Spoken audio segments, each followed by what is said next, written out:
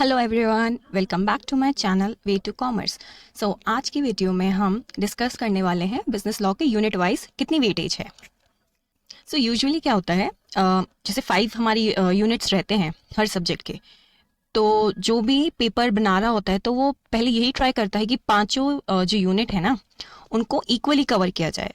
आपका जैसे अब एग्ज़ाम है 75 मार्क्स का होने वाला है, ठीक है। तो हर यूनिट आप एक्सपेक्ट कर सकते हैं कि वो 15 मार्क्स का ही हो, ठीक है। अब लेकिन जो इंडियन कॉन्ट्रैक्ट एक्ट है और स्पेशल कॉन्ट्रैक्ट्स है, पहले क्या होता था, ये सेम यूनिट होता था। इसको अभी स्प्लिट करा है 2 यूनिट्स में, यूनिट 1 और 2 बना दिया है। पहले ये सेम ही यूनिट था। तो पहले सिर्फ 4 यूनिट्स हुआ करते थे बिजनेस लॉ में, ठीक है। तो अभी ये 5 यूनिट्स हो गए हैं। तो येस, वी कैन एक्सपेक्ट कि हर एक यूनिट से 15 मार्क्स का ही आए, ठीक है। सो पास्ट ईयर्स में जो एग्जाम का पैटर्न देखा गया है उसके अकॉर्डिंग इंडियन कॉन्ट्रैक्ट एक्ट जो है, एक तो उसका 15 मार्क्स क्वेश्चन आता ही है, ठीक है। और नेक्स्ट उसमें जो होता है, जो क्वेश्चन नंबर 2 है, उसका फर्स्ट पार्ट हमारा यूनिट 1 से आ जाता है, उसका जो सेकंड पार्ट है वो हमारे यूनिट 2 से आ जाता है। तो हमारा जो यूनिट 1 है वो 15 मार्क्स का तो होता ही है, प्लस 7 मार्क्स उसके अलग से होते हैं जो सेकंड क्वेश्चन में आ जाते हैं विद स्पेशल कॉन्ट्रैक्ट्स, ठीक है। और जो बाकी हमारे यूनिट्स हैं वो 15 मार्क्स की वेटेज रखते ही हैं।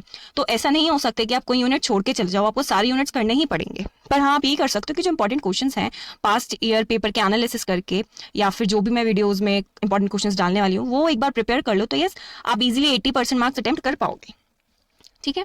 ओके, अब देखो ये तो हमारा ऐसा आना चाहिए, और पास्ट ईयर्स में भी यही देखा गया है। अब देखते हैं हम बाकी 2018 में कैसे गिवन था। तो 2018 में जो था, तो जो फर्स्ट क्वेश्चन था वो फर्स्ट यूनिट से 15 मार्क्स का फुल फ्लैश क्वेश्चन था। फिर उसके बाद और में गिवन था फर्स्ट क्वेश्चन में ही, या तो आप यूनिट 1 का पूरा ही अटेम्प्ट करो, या फिर यूनिट 1 का 10 मार्क्स का था और यूनिट 2 का 5 मार्क्स का था, ठीक है। ऐसे क्वेश्चन नंबर 2 था, वो यूनिट 3 का 10 मार्क्स का था और यूनिट 1 में से 5 मार्क्स का था, या फिर आपको यूनिट 3 का पूरा फुल फ्लैश क्वेश्चन गिवन था, ठीक है। हमेशा और रहता है, इंटरनल चॉइस रहती ही है। तो ऐसे ही आप देख सकते हो कि ऐसा नहीं है कि सारे ही यूनिट्स 15 मार्क्स के हों। यहाँ पे अगर आप चॉइस में, जैसे अगर आप यूनिट 5 के क्वेश्चन अटेम्प्ट कर रहे हो तो 15 का तो एक कंपलसरी क्वेश्चन है। लेकिन आप क्वेश्चन नंबर 3 में देखो, है ना, तो क्वेश्चन नंबर 3 में भी आपको 5th क्वेश्चन का एक पार्ट मिल रहा है फॉर 10 मार्क्स।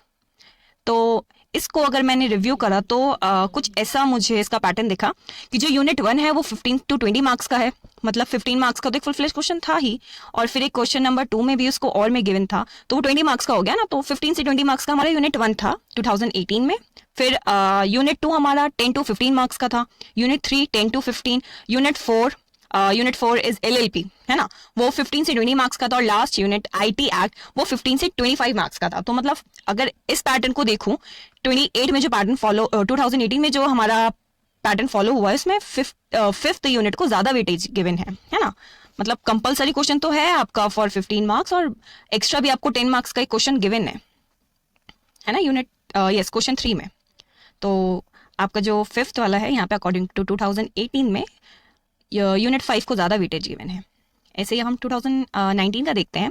2019 में क्या था कि देखो क्वेश्चन नंबर 1 जो है वो 15 मार्क्स का यूनिट 1 से ही है, ठीक है, और मैं अगेन यूनिट 1 और यूनिट 2 वाला दे दिया है। फिर क्वेश्चन नंबर 2 में आप देख रहे हो। तो ऐसे ही हर साल जो है ना पैटर्न चेंज होता ही है। आप ऐसे किसी भी एक पैटर्न से स्टिक नहीं कर सकते, और आप ये भी नहीं सोच सकते कि कोई यूनिट ज़्यादा इंपॉर्टेंट है, कोई इंपॉर्टेंट नहीं है ज़्यादा, ठीक है।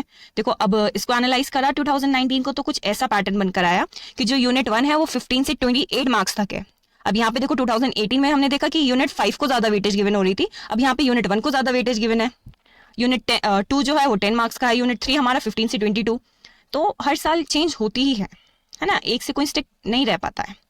तो 18 और 19 का देखा। 2020 में आई गेस कोई एग्जाम नहीं हुआ था बिजनेस लॉ का, तो सीधा 2021 पे हम आ जाते हैं।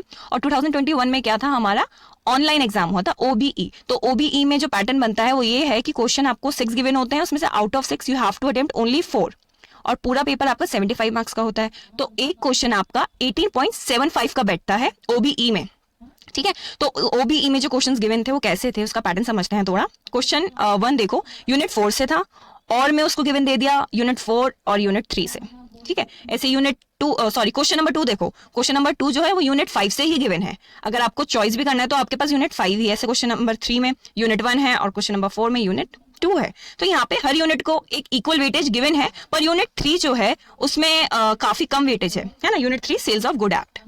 तो ऐसा एनालाइज करके बनता है इसका पैटर्न। जो हमारा यूनिट 1 है उसमें से आपका 18.75 का बन रहा है। ऐसे यूनिट 2, यूनिट 3, यहाँ पे जो हमारी ज़्यादा वेटेज है वो हर यूनिट को मतलब इक्वल वेटेज गिवन है, लेकिन यूनिट 3 है उसकी जो वेटेज है वो बहुत कम है। तो इससे हमें पता चलता है कि हर साल हमारा पैटर्न चेंज होता ही है। सो आप हर एक यूनिट पे इक्वल ही फोकस्ड रहें और अच्छे से प्रिपेयर करें, ट्राई करें कि आप अच्छा स्कोर कर पाएँ। पेपर अच्छे से अटेम्प्ट करोगे तो ऑब्वियसली आप अच्छा स्कोर करोगे। So that's all from the video today. Thank you so much for watching. I hope you like the content. Thank you.